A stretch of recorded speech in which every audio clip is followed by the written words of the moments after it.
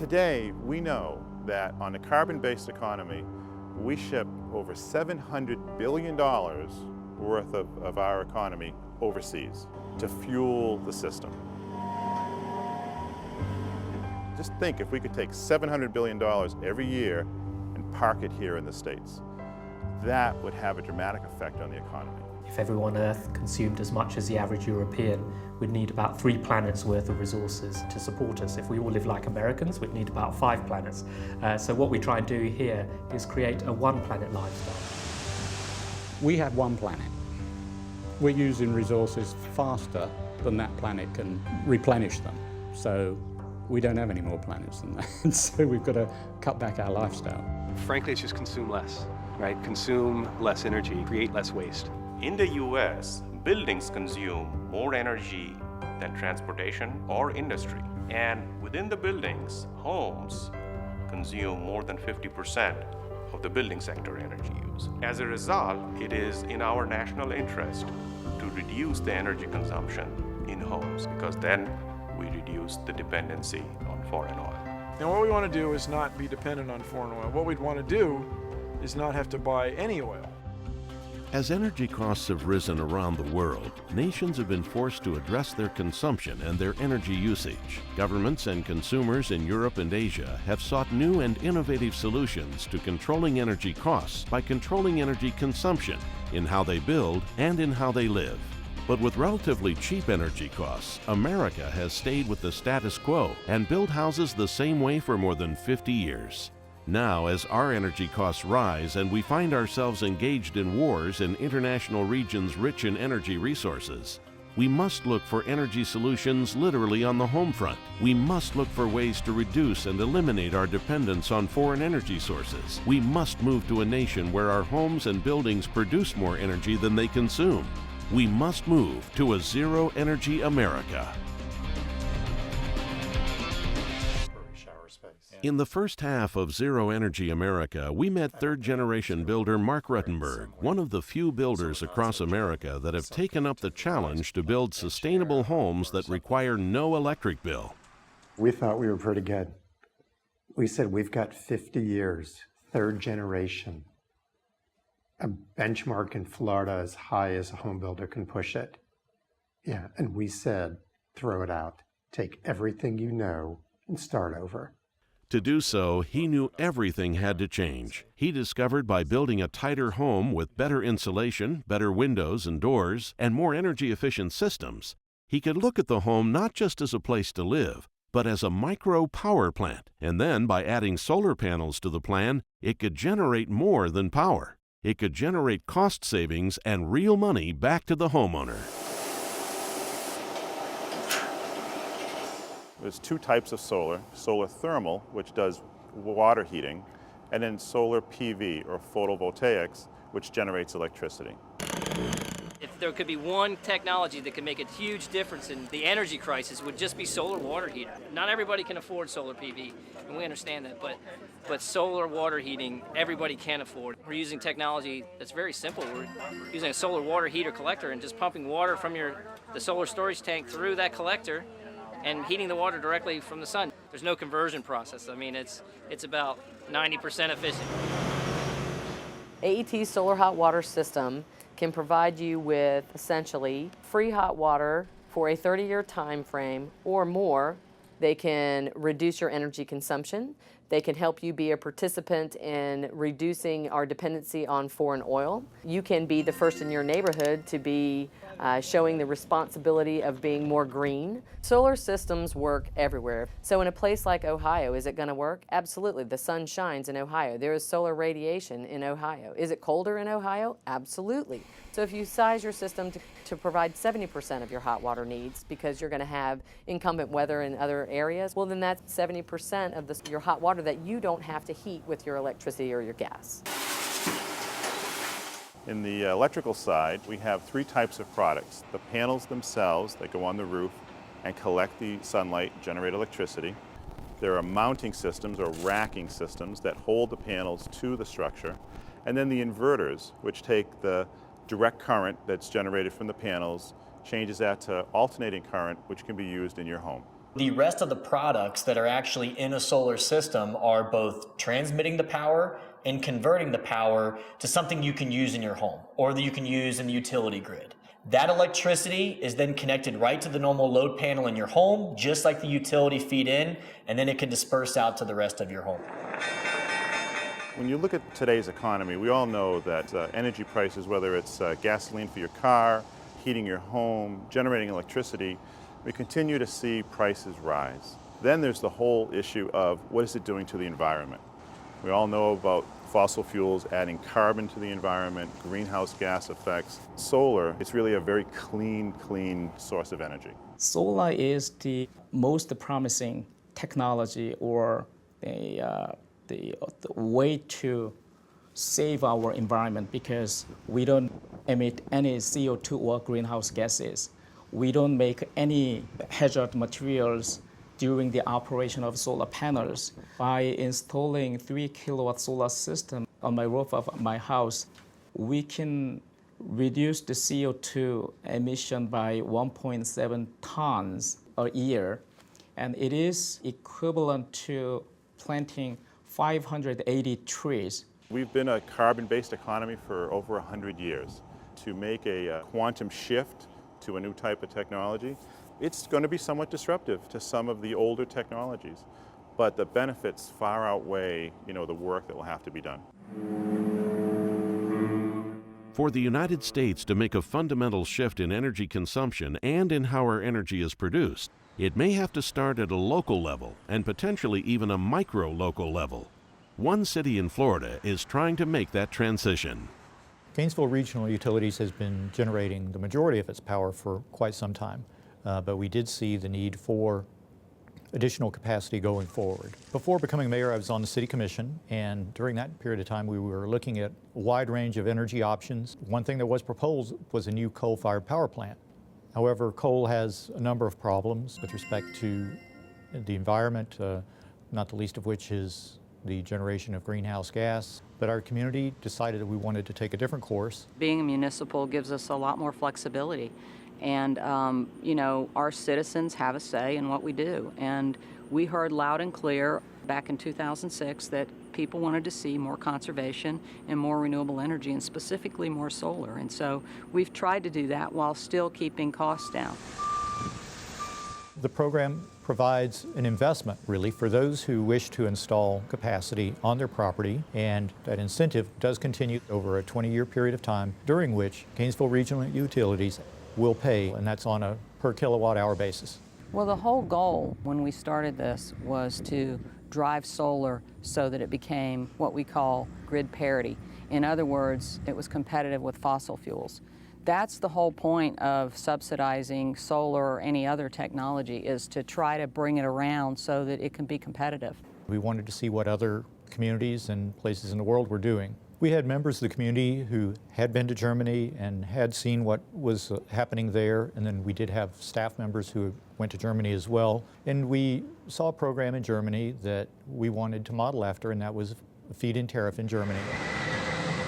Back in the 1970s and 1980s, there was a plan to have a nuclear power plant in the beautiful landscape here near the Rhine, near the Kaiserstuhl, which is an old volcano with lots of vineyards, and people didn't like the idea. So it was the first nuclear power plant that was not built because citizens opposed. In this process of 20 years of fight against this, people started thinking, we don't want this, but what do we want instead? In 1994, there was the breakthrough that we came up with the first building on the planet to generate more energy than it consumes. Rolf Disch built the Heliotrope house in Germany, his private residence, the first zero-energy home in the world, helping to prove that with an innovative design that looks at the house as a complete building system, solar is a viable solution now and into the future. Also das Heliotrop war ein Experimentierhaus. The Heliotrope was and still is an experimental house. We put a lot of technology into it and it still works pretty well. But one of the lessons learned from the Heliotrope is that you should actually reduce technology. The idea was to have a building that turns with the sun. We have one glazed side and we have one rather closed side with only small windows, which is heavily insulated. In the climate that we get here, we want the sun to heat up the building. So what do? The building makes half a turn from east to west, following the sun, so that you always have the ideal angle and you can make the best use of the heating power of the sun rays. On top of the building, we have a photovoltaic panel, which turns independently. It's a tracking system. It turns and it finds the right angle. We have balconies running around the building, and the railings of these balconies have been used for the installation of vacuum tube solar thermal collectors for warm water and heating. Die Technik so niedrig wie möglich zu halten. So with the later projects, we try to keep the technology level very low and only do what must be done. Basically, you start with good insulation, good glazing, and ventilation with heat recovery and a tight envelope. Then we try to use as much photovoltaic as possible.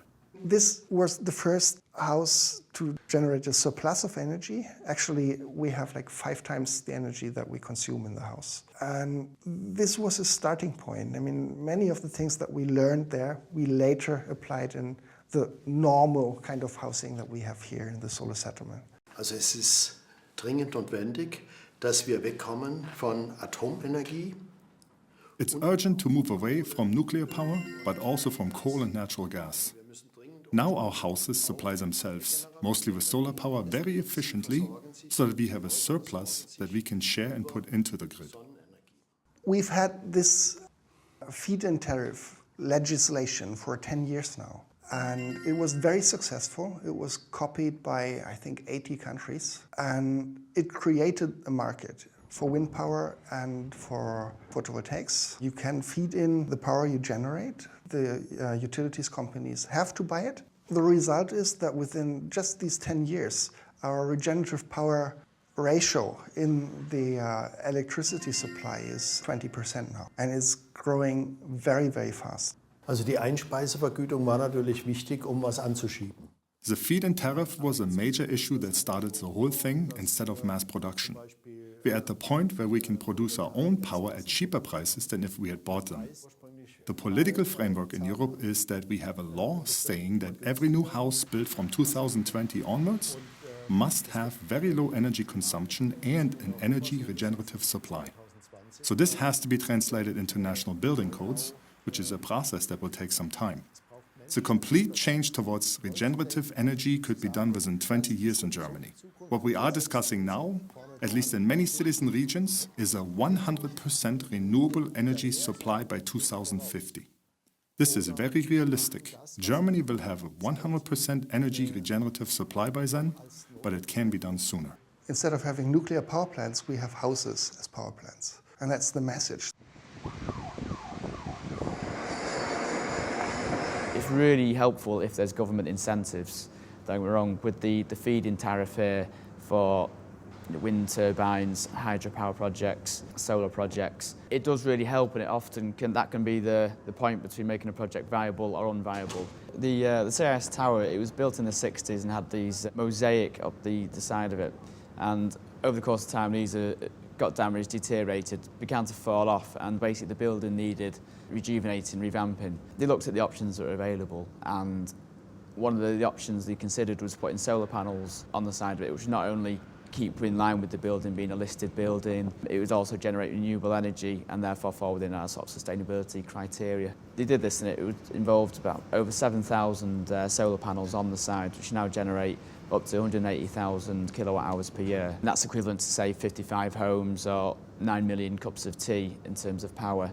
It's like a demonstration project of the cooperative sustainability credentials, but what it really acts as a demonstration of our priorities, and that is to have a successful business, do it in a sustainable way, using renewable energy and moving away from the ties to fossil fuels.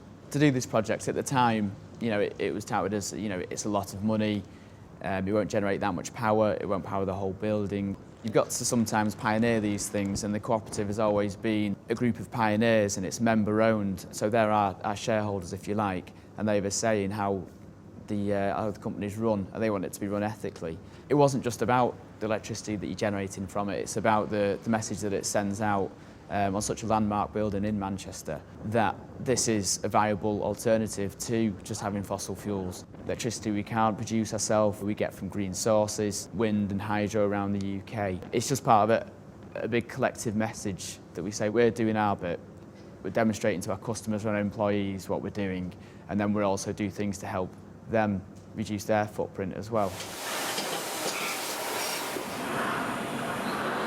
Today, we're primarily building products that can be attached to existing structures.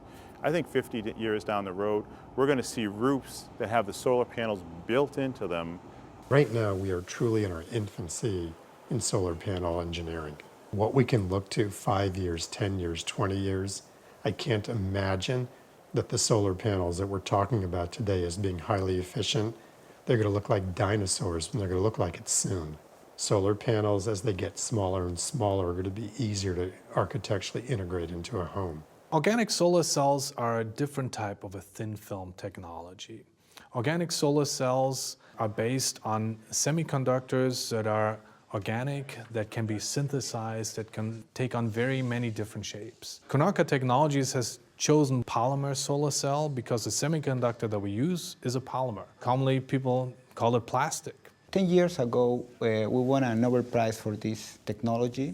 What we are doing is, with our flexible materials, we understand what is what the building and construction companies need, and we are creating with these guys intelligent building materials for the future. The semiconductors that we use, they're intrinsically semi-transparent, so they actually let light through. So you can even apply them in a window and still have light in the building. This product is so amazing. You can catch the sun and generate electricity not only from one side, but for both. This is also a product that is working and generating electricity inside the buildings. You can take this polymer, you can dissolve it in a solvent, and then you can print it. You can print it on a traditional printing machine. It's very similar to what used to be done for photographic films, an industry that has now disappeared, but the machinery that was used to produce photographic films is still out there. The introduction into the market of organic solar cells starts with small applications that take on the lightweight and the flexibility by application to textiles, by application to bags, by application to chargers. And you're going to see them in facades of buildings. We really believe that there are things that you cannot achieve with traditional solar. We offer a great number of advantages. We offer lightweight, we offer different colors, we offer flexibility, we offer semi-transparency. These are growth markets that so far have not been reached by PV, and where we think that with organic PV modules we can really make a big difference and we can have a very large impact of how solar is integrated into buildings in the future. Like any new industry, there is going to be consolidation. There are going to be some esoteric technologies that don't quite work out. We've already seen that this year. We've seen some manufacturing plants close. That's just part of the process or the journey down the road to opening up a new market. Founded by a Nobel Prize winner in 2000, Dr. Alan Heeger, it would seem that Konarka certainly had the knowledge to lead us into a clean energy future. But like so many other green industry companies that often struggle to find footing in the emerging energy products market, Konarka filed for Chapter 7 bankruptcy in June of 2012, leaving the development of their promising solutions that could lead to solar film for integration into windows that has the potential to turn every window in the world into a power-generating clean energy source in the hands of the highest bidder, turning Nobel Prize-winning technology and solutions that could change the world into products that may never see the light of day. With examples around the world proving that renewable energy resources are viable and effective solutions, we are faced with a great challenge in America. Can our political leaders see past the influence of big energy? And can big energy become leaders in the American transition to true energy independence? It seems simple. Clean, renewable energy, no waste, no pollution. But can we simply follow the lead of other countries that have proven results? And will those same programs have the same results here in a country with great diversity in population, wealth, and weather? Or will we do as we've been doing and continue to build the same way and continue to consume the same way?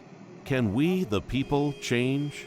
I think until we put a tax on carbon or a price on it, we're not going to see the behavior from the utilities in mass like we're seeing it in Europe. But I think most utilities are thinking that way, in as much as they certainly don't want to be viewed as part of the problem. And while environmental policy is not kind of front and center in the agenda of most Americans today, we can sort of see a future where it definitely will be, where they understand the financial impacts and the health impacts of making better decisions. Renewables can help all of us. It certainly can help here in Florida, it can help in America, and the way you can get that done is to encourage it. You know, these things are not complicated. They're really pretty simple, but you have to have policymakers that understand that encouraging renewable energy use is the right thing to do. Legislation definitely plays a role. Today, the renewable energy sector is a subsidized industry. Those subsidies are doing the job they're meant to do. They're there to kickstart the industry, to help offset some of those early production costs, research and development costs, to mitigate that so that it's not borne entirely by the end user or the consumer.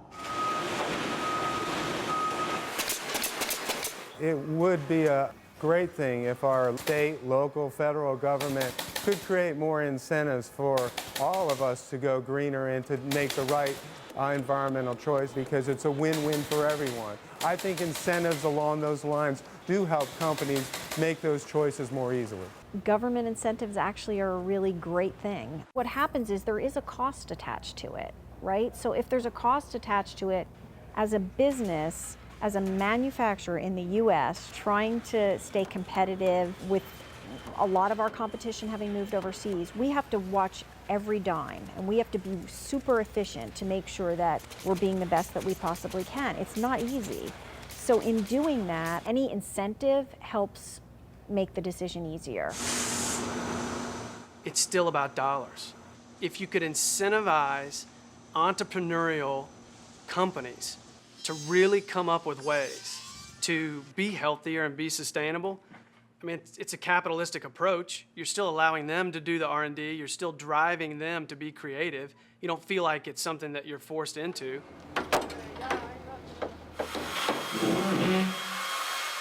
Building a tighter, more energy-efficient home creates unseen challenges for builders like Mark Ruttenberg.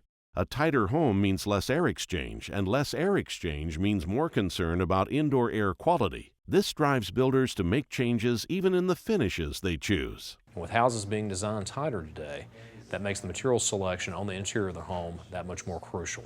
Everything has to meet the high standards of indoor air quality because of the emissions of those materials.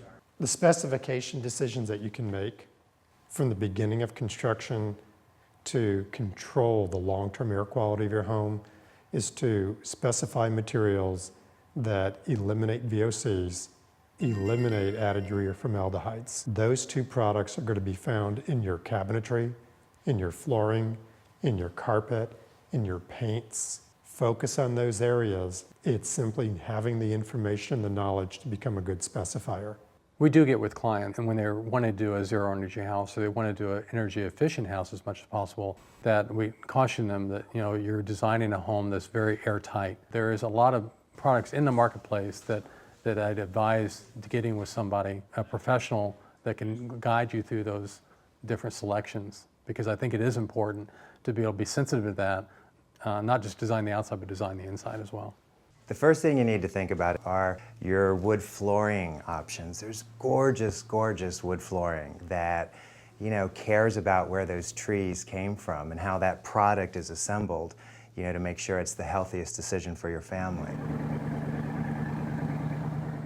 We're looking for virgin growth heart pine or heart cypress logs that were axe cut, drugged to the river, either free floated down or fashioned into rafts to go downriver to a sawmill. There are a lot of logs on the river bottom. Very few of them are original growth logs. Most of them were put there by storms or floods. So you're really looking for something rare. And the densest and best logs sank, aren't we lucky? Oh yeah, look at that. This stuff goes mostly into upper end finishes. Not many people would ever assume that, you know, there's harvestable material on the bottom of this river. Getting to reclaim and recycle this stuff, every one of these that we pull is less of a chance of another tree being harvested. Wood manufacturing uses a lot less chemical effluents. Wood's wonderful for your health. It's a wonderful thing for people and the planet, so long as we remember to plant some more trees if we are cutting forests. Bamboo, it's a grass product that's amazingly renewable and sustainable. And the industry's been able to take the properties of bamboo and engineer it so that we now have a floor that is serviceable for an incredibly long period of time with hardness levels that equal any of our hardwoods. Bamboo is really strong on a weight basis. It has a tensile strength similar to steel. So, that's why we see it being used in China as scaffolding. Bamboo is a rapidly renewable material. It grows to maturity in 5.5 to 6 years. Compared to a stand of trees that reaches maturity in 60 to 70 years, it's really just a terrific material that really reduces its environmental impact and sequesters carbon along the way in a very superior manner. We were the first bamboo product, flooring specifically, to be certified Indoor Air Advantage, and that means that they emit very low VOCs. That gives customers a peace of mind. We got together with Columbia Forest Products. Here we specified all Pure Bond materials.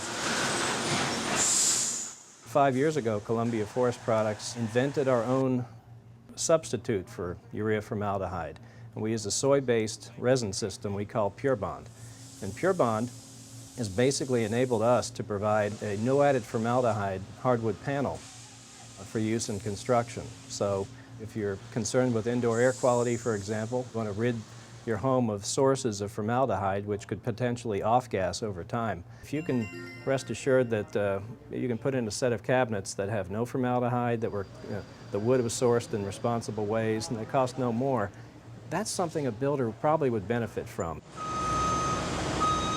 Cabinetry is a huge place where, caring about the way the cabinet boxes are assembled and the chemicals that go into that, is a natural way to just ask that question about, is it an eco-friendly decision? With executive cabinetry, there's really two defining elements that makes my cabinet different from the next guy. First point is the plywood, or in the case of particle board box. Both of those are zero added formaldehyde case goods. The more distinguishing difference in what we do here is all tied to our finish, in that water is the premise of our finish versus a solvent or a chemical. So we're inherently emitting less chemical-based waste, and we're delivering to our customer a product that has none of the gases associated with the solvent product versus a water product. We, in fact, use the purest of the pure raw materials and finish processes. Why not be healthy? Why not make sure the air in my home, in my kitchen, is as pure and as clean as it possibly can be? When you're purchasing furnishings, definitely upholstery more than anything, the way a frame is built and the way the foam that they put in a sofa or the organic nature of the fabric that we select. The comfort is not compromised whatsoever just by caring about the way that sofa or chair was assembled. The newer houses that they're building are so much tighter and have less air movement in them. The materials that are used in all of the products that we buy have to be more carefully considered.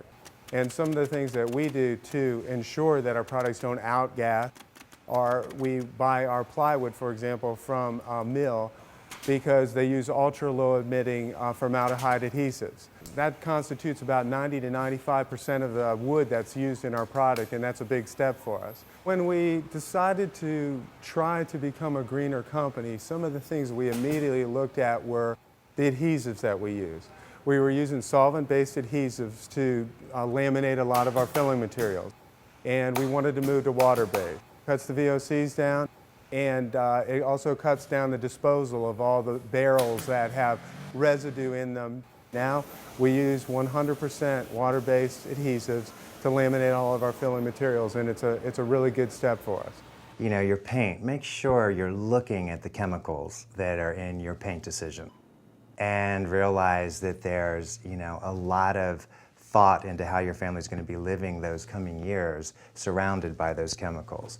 As a consumer and as a designer, there's no reason not to choose a green product over another product, because certainly there are many choices. Why not use a sustainable product versus something that's going to give off gases or may harm us in the future? And if the product is less expensive, which I've been finding some of them are, it's a win-win situation. Getting the interior design industry to move with us and move to sustainability, it's going to take the owner's decision. The owner's going to have to reach out to the interior designer and, one, let them know that it matters, and you're going to have to find somebody that's been through this before. The way to build a zero-energy home or a net-zero energy home is different depending on the climate in which you are building. In moderate climates, it is an easier goal to achieve. Where Mark Rettenberg is building one solution in Florida, a group on the other side of the country has found another. Zome utilized a public-private partnership to reach the goal of net zero and prove whether you are in the heat of Florida or the cold, wet climate of Seattle, Washington, zero energy is attainable.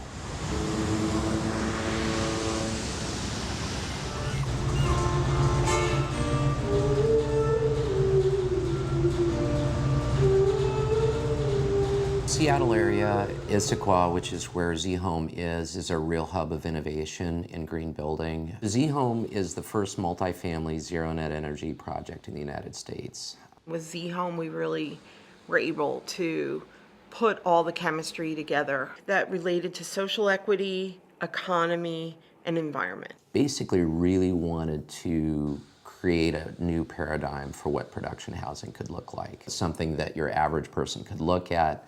It seems accessible, priced in a way that the mainstream market can look at, not just shake their head, but say, yeah, we can do that. If you look at this graph, we are a typical detached home in the Seattle area uses about 22,000 kilowatt hours a year. A typical townhome, just by getting smaller and attaching the walls, uses about 14,000 kilowatt hours a year. But through conservation measures at Zome, we're reducing that down to about 5,000 kilowatt hours a year. And then we're offsetting that amount with on-site solar energy. Energy is related to every decision that you make in terms of purchasing. When you're doing zero net energy, from a financial standpoint, everything gets thrown out the window in terms of your financial decision making, because you basically have to reprice everything based on what your production cost for on-site generation is. How do we create a building shell that'll take the house to, carbon neutrality, and then building it from there? Nobody has really started with a vision-based design where we said, you know what, 40% of the CO2 in the United States is emitted from buildings. So we're going to go for carbon neutral buildings, and then we're going to build a production building that basically ties all the technologies we need together under one roof. Carbon neutrality is really very different from zero energy, because energy isn't just related to what you plug into your wall or something that comes out of a pump. Our energy demands are so low in the units. We have these hardcore thermal envelopes, R40 walls, almost R65 ceiling, very well sealed. They're also right-sized units. They're not large homes, 800 to 1,700 square feet. Probably the biggest single thing that we're doing in terms of energy efficiency is the ground source heat pump. So we are running a fluid, basically water and ethanol, through a set of pipes that is basically pre-warming to the ground temperature of 52 degrees. Then from there, we're bringing that 52-degree water into a heat pump for heating all the way up to 125 degrees. And then we're using that for both heating and hot water. This is a 1,000-gallon rainwater tank here. This is basically collecting rainwater right off the roof. We're probably saving a good 30% of the water that would be used by a typical household using the recycled rainwater. One thing that's really important is there's not a one-size-fits-all solution for the whole country, because every climate is different. So, the solution for, say, the maritime Seattle, Issaquah environment is not necessarily a good solution for, Florida and the South, because you guys have a cooling-dominated climate. You have humidity in the air, so you have different sets of issues. But, for sure, every place has its massive inefficiencies. An essential part of energy conservation is first knowing how much energy your home is using and knowing where the energy is being drawn from. The answers might surprise you. In Zome, we really tried to think through the user interface on the home as much as possible. There were certain things we went fairly high-tech on and certain things that we actually kept very, very simple. We're just constantly plugged in everywhere we go. We have our iPhones, we have our computers, we have our TV sets, which are plugged in but maybe turned off, are still pulling a phantom load, which is something that I don't think we tend to realize as consumers. Same with computers. Even though your computers are turned off, they're still drawing energy. Recharging your cell phone, then you pull it off the plug, but you leave the plug plugged in, there's still energy going through that plug. And there's all these phantom loads in our house that we're not even conscious of that are using energy. And in the end, they're costing us money. One of the ways that we dealt with that in Zome is that we actually have a switch. It's distinguished as a black switch on the wall, which turns off all the phantom loads, so you don't have to go around and unplug them. They're all plugged into a common area, and then it's as simple as pushing a button to shut them off. We are basically trying to give people a lot of feedback about their energy use, about what the solar system is generating, about what different phantom loads might be going on in the house, what different appliances are using. The appliances that are going to draw the greatest amount of energy are going to be your heating and air conditioning and your hot water heating systems. Those two alone are going to dominate system operations. We're doing a lot up front to give them that information, but then we tried to keep the user interface in terms of controlling the home very simple. This is an energy detective energy monitor. This specific home is using 565 watts right now. The other benefit that's kind of neat is you can actually walk around with this, turn appliances on and off, unplug things, plug them back in, see what the phantom loads are of each appliance that you have in the house or each thing that you plug in the wall. So it's a huge benefit. I've used the energy detective system to determine that it's more efficient to use the little inline heater box that we have for heating when it's very cold than it is to use the mini split air-to-air heat pump. And I could detect that with this little sensing device. The temperature of the house is the budget of the house. We know what we're going to be spending now, so it fits with a fixed income. The building should tell you how they're performing and are they meeting their targets or not?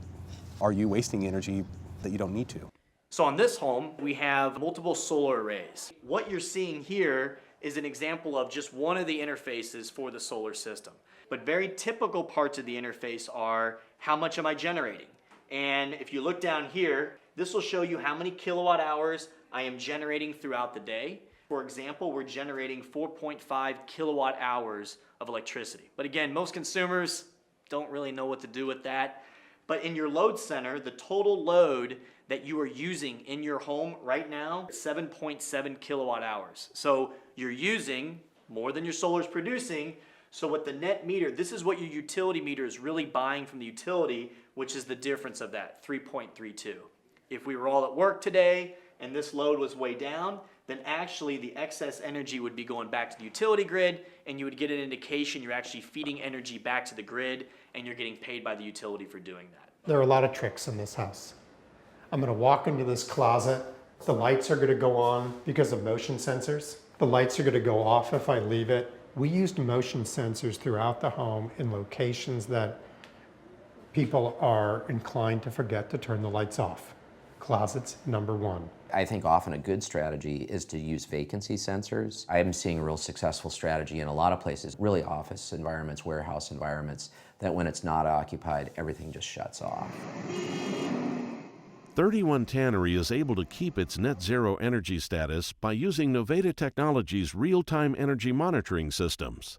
By collecting and reviewing data in real time using a graphic interface much like a car's dashboard, the building owner can see how the building is operating and where they can improve its efficiency. This monitoring can be used for a single building, a group of buildings, or even an entire city.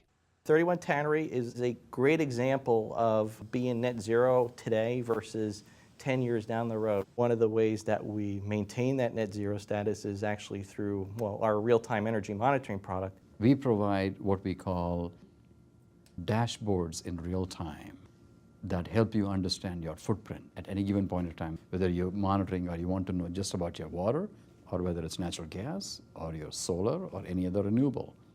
All of that stuff in a simple, easy to understand format. You have multiple screens. You can customize it the way you want it. If you want to look at it just for today, if you want to look at it for the last month, if you want to do it for the last 365 days, you can also look at it by element. You can do it just for gas, do it for solar, you can do it for water. We also have screens that show you how you compare to a national average, how you compare to your own baseline 2 years ago. Everything that we do, we convert to a dollars and cents. At the end of the day, that's what most people are interested in. Yes, I want to lower my carbon. However, is it actually lowering my cost? But if you don't have an indication of where you are, how do you know where you want to get to? It's like your bank balance. It's like your blood pressure monitor. It's like your EKG, right? When was the last time you drove a car that didn't have a dashboard? Let me tell you the answer, never. The same concept, you burn energy in an automobile, you burn energy in a building. We need to know, how can I make it more efficient? How can I lower my cost? How can I lower my carbon footprint?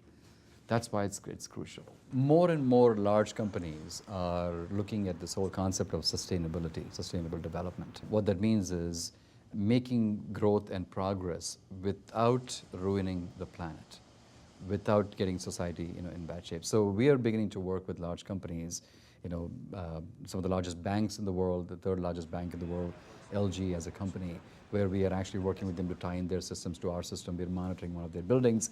Another example would be the country of Taiwan that has selected us as a company to go in and monitor buildings across the whole country. We're doing it in Europe, we're doing it in Southeast Asia. We recently were invited by a group in Israel, and here in the US, which is catching on great momentum. So the impact of what you'll see is going to be absolutely massive in the years to come. Studies have shown, and our own data shows, that even if we are lazy as a society, just by having the data in front of us, we can save somewhere between 4 and 7% in energy just by looking at the data and knowing where it is going. So let's take that bottom end. So let's say it's average out, and let's say 5%. 5% savings on our energy usage across every building in the country and the world is a big, big number, right? We can also go all the way. Our best customers have saved like 40%. Right? We can be ambitious and drive for that. And I think as we get behavior to change, people will get to that part. So the number, any which way you look at it, is massive impact. Right? 5% is a big number in savings of every building energy usage. I'll take 1%. It's crazy that Americans are using 40% of the natural resources on the planet, and we don't account for that type of population. A lot of people look at the issues of environmental degradation and kind of just throw up their hands and just say, there's nothing that we can do about this. And then I think what happens is people kind of almost turn against the issue. They get mad at the issue because they feel like the solution is impossible or doesn't exist. You do what you can, but we need to do it now. And not just for climate change, for air quality, for water quality. We need to do it for a number of reasons that are issues we're dealing with today, not in the future. For the big scale change to happen in the country, I think it's going to be a little bit of everything. I don't think there's any magic bullet. It's a different kind of crisis because there's not an enemy to point at, but it's still a crisis. And since when did Americans turn away from problems and not try to apply innovation and create solutions to deal with those problems? We really need to stop thinking that we need all the bells and whistles to do this and just make some practical decisions. The biggest hurdle right now is lack of information and money. So one of the challenges, of course, is that many people out there look at photovoltaic panels or look at generating renewables and they realize it's fairly expensive to do. They forget about doing the low-lying fruit first, which is the conservation. So they forget about the insulation, they forget about the high-performance equipment, they forget about those things which cost less. The things that every one of us can do immediately, go buy new light bulbs. Our old model home had 126 halogen lamps. Our energy bill was averaging $1,100 a month. We went from $1,100 to $600 by changing the light bulbs.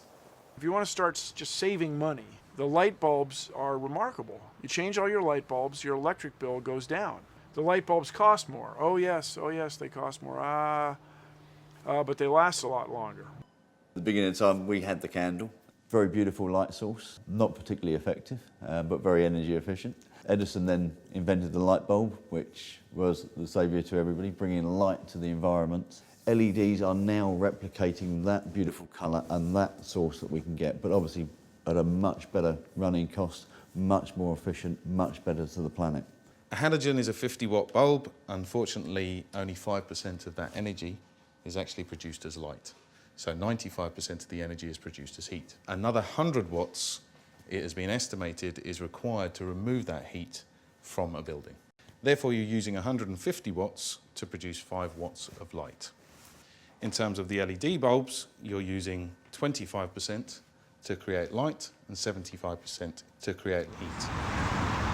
One of the projects I'm working on at the moment is a Louis Vuitton store in Paris. Within the design that we've done for Louis Vuitton, we've actually reduced the energy levels down by 80%, decreased the maintenance factor considerably. Rather than replacing the lamps every year, they won't need to be looked at until every 10 years. So it also reduces their maintenance and running cost as well. It's been estimated that the LED itself would last up to 140,000 hours.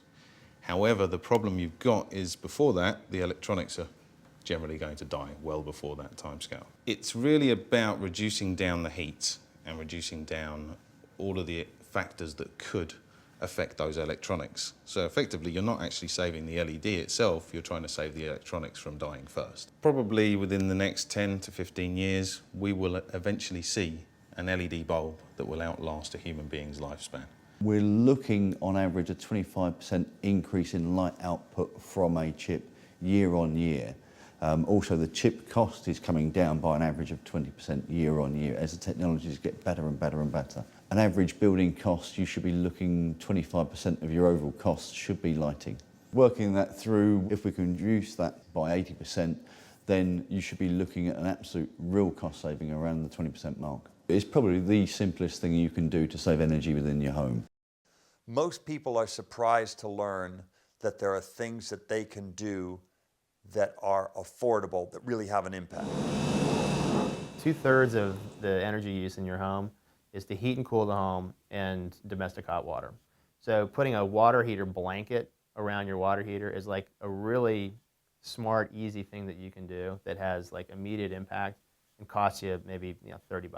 Why the United States doesn't have solar hot water systems everywhere is a mystery. You go to Phoenix, Arizona, millions of people, and they have electric water heaters in the garage. Meanwhile, the roof is just getting baked and nobody takes advantage of that energy. You just got to insulate.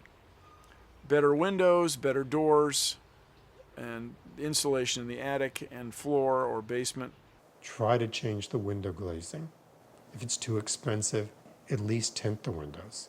Go after your windows. Your windows are huge, much more important than the physical wall structure themselves. So your solar heat gain and solar heat loss through your glass is far greater than through the wall system.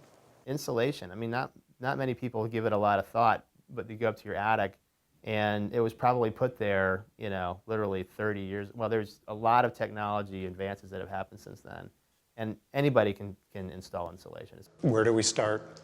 In preference, go to the attic. Our typical Florida summer, we said it was 95 degrees outside. Most homeowners are going to set indoor temperature about 78 degrees. We're dealing with a 17-degree temperature differential, but in that same Florida hot summer day, our attic temperature is going to sit just above 140. Using that same 78-degree interior temperature, we're now dealing with a 62-degree temperature differential. So the most important first money that's spent is to go ahead and mitigate the heat transfer that's occurring between the overheated attic and the controlled interior temperature. You can actually get an energy audit that's free or almost free. Somebody will come out there and do a couple tests on your home and then point to the things that you should be thinking about and give you a laundry list that gives you cost but also return. And if you can do that, it's a great idea. And a lot of places, the utilities will subsidize or actually pay for those energy audits. So if you live in one of those places, and you'd be crazy not to take advantage of it. And then you've got your list of things that you can do from $50 all the way up to $5,000, and you can decide, here are my priorities, here's my budget, and then here's what I'm going to end up doing. So if we consume less, we have to generate less. And so you conserve first, and then on top of conservation, you look at generating renewables. And then it actually comes into the realm of affordability. In the US, buildings consume more energy than transportation or industry. And within the buildings, homes actually consume more than 50% of the building sector energy use. We have 130 million homes today in the United States. And if we could actually reduce the energy use by 50%, that'd be a tremendous reduction in energy use. There's incredible things you can do nowadays with building a home from scratch. You can really do a great deal. The other path is one a lot of people are going to take, like me, which is to retrofit an existing home. As we come outside, you can see where my electricity comes from.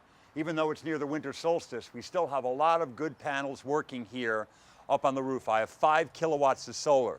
I decided to make this 1936 energy inefficient home with no insulation in the walls, literally zero insulation in the walls, to make it as energy efficient as possible. I picked the low-hanging fruit first, did the cheap and easy stuff, and my bills went down and down and down. Kept doing that, stayed on that path, and then I started to do the more expensive items like solar and what have you. And at this point now, I use so little energy in this home, even with camera crews coming regularly and filming with bright lights and driving an electric car 10,000 miles a year, charging on that same solar setup. Instead of a gas nozzle going into your tank, this goes into a slot in the car, and I'm using these clean green electrons from my solar to charge a car and power it to the tune of 10,000 miles a year worth of charging. I use very, very little grid power, and the grid power I do use comes from an LADWP green power program. You know, my friend Bill Nye, the science guy, lives down the street. We've had this wonderful competition who has a lower carbon footprint. And he may be winning on some fronts because there's only one of him and 3 of us, and he doesn't have blow dryers and curling irons and things like that other people, no names, that certain people have. And when he leaves a room, he turns off the television. I certainly do, but again, no names. I don't know, we're kind of neck and neck.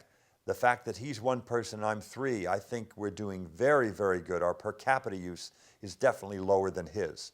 So in that way, I can say I'm beating Bill Nye, and I intend to beat him in every sense of the word. I have to keep up with Ed Begley. I must crush him. He's my neighbor. He's been doing this for many years. And in many ways, I've caught up. You want to be as energy efficient as possible. So I have compact fluorescent lights throughout. I have some LEDs, light emitting diodes. I have a solar hot water system, and I have solar photovoltaics. I have electric solar panels. And this stuff is all existing technology. You know, we could easily save 30% of the energy we use now. We squander at least 30%. Maybe it's more like 50% of the energy we use in our dwellings, heating and cooling our houses. We could save all that. We're a family concerned about sort of where the world's going and what's going on with our environment and sort of our consumption lifestyle. We wanted to do a renovation instead of a new build. The idea is there's a lot of embodied energy in the existing house that's there, so how much can we keep? There's a lot of sort of architectural significance to where it sits on the lot, the materials that it's built from. So we were trying to keep the exterior to fit into the neighborhood. It could be a modern house, but be the same. We have no way to sort of raise neighborhoods and start again. So retrofit is really the only option for us. We're always going to use energy in what we do, right? So we got our energy demand down to a fraction of a normal house. You're going to go into your attic and you're going to put insulation in your attic because that's a huge cost because heat rises and goes out. So you put energy savings in your attic. You change your windows out and you get storm protection and energy savings there. And then the third step is adding insulation in the walls, which a lot of people will go back and do. But as you're retrofitting that house, those are the 3 big steps that have huge savings. Energy use in home is a large contributor to greenhouse gas emissions and our carbon footprint. As a result, it is in our national interest to reduce the energy consumption in homes, because then we reduce the dependency on foreign oil. And every time you're replacing your roof, your AC unit, anything that goes out on you, you have a chance to make a better decision. And so giving consumers those tools to do it and interacting with them and engaging with them, it's a big challenge, but the industry's ready to do it. Retailers, utilities, the building product manufacturers, they all agree this is where we need to go. Home remodeling is almost a $300 billion business. And you've got the discretionary stuff, which we're talking about getting people to agree to make investments in making their home more efficient. But you got the replacement stuff too. People who live in the United States would be employed by people spending money made in the United States. It would all be in the United States. And we could have the ability to build 30% fewer power plants just through conservation. Recycling is a gateway drug to further environmental action. That's cheap and easy. Anybody can do that. You do that right away. If you take your recycled materials into a collection center, you get cash for it. So you'll make money doing it. So in the summer when your AC goes out, your number one priority is to get something in as quickly as you can. But you have a great opportunity to make a better decision at that point, a higher SEER piece of equipment. And yet there's not a lot driving that, that intelligence about making the better decision. So having that kind of tool set that captures the moment and says, look, there's a couple ways that you can go here, and if you want to think sustainably, try this. And then also engaging the contractor community, engaging the building product manufacturer, engaging the retailer, and helping to tell that story, then I think we have a real opportunity to make a difference. The cloud cover is moving, and you just saw that arrow reverse itself. At this very moment, this house is producing far more energy than is required of its operation, and we're returning that energy. This is what that term, net zero. Net zero is the cumulative adding and subtracting of this energy exchange. I think people are too busy texting and tweeting and doing all kinds of stuff. They don't have time for a lot of this other important stuff. I think we need to take the time and show people how easy it can be and how it's going to mean cash in their pocket, and we'll get a lot of people on board. So I say to everybody, get out there and do it. It's fun. Make your house, your home, energy efficient. You'll never regret it. It's a lot of hard work, a lot of years that went into this. And to actually see it happening is very gratifying. I'm very proud of it. As fast as we can make this, the only way we build a house, the better a country we're going to be. We're at a moment in time where we can still do something about this problem, right? And it's incumbent upon us to do it because we're aware of it. I've experienced nature, I've experienced the planet, and it's very important to me to maintain what we have for itself and for future generations.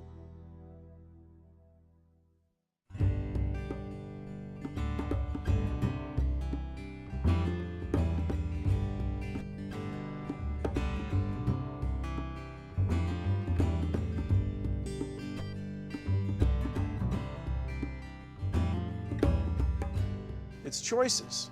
So instead of an SUV that's going to depreciate the moment I buy it, I have solar panels. T. Boone Pickens, an oil man, using his words, we can't drill our way out of this problem. We need to get off foreign oil, and I mean now. And those are his words and words that I echo.